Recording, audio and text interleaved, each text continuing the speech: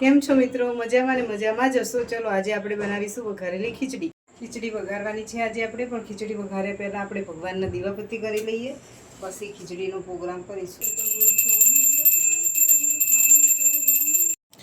જો બધા જ શાકભાજી લઈ લીધા છે આપણે.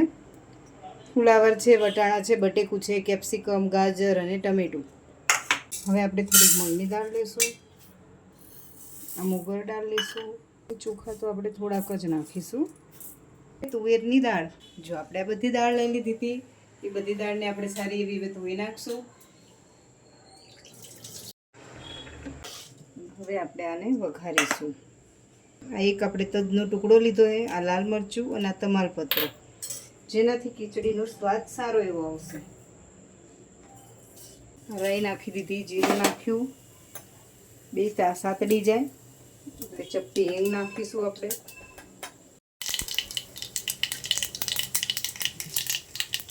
પ્રોપર બધા શાકભાજી પહેલાં આપણે આની અંદર નાખી દઈશું.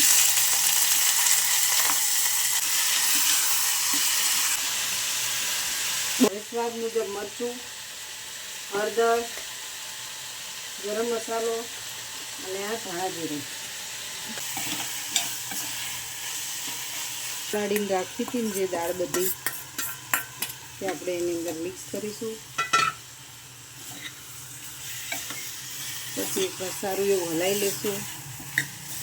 હવે આની અંદર જરૂરિયાત મુજબ પાણી નાખી દઈશું આપણે.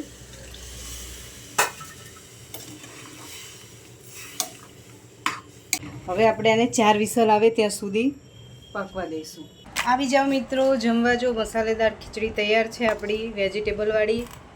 અને આ ડીશ જેમાં ખીચડી છે, દહીં છે અને પાપડ.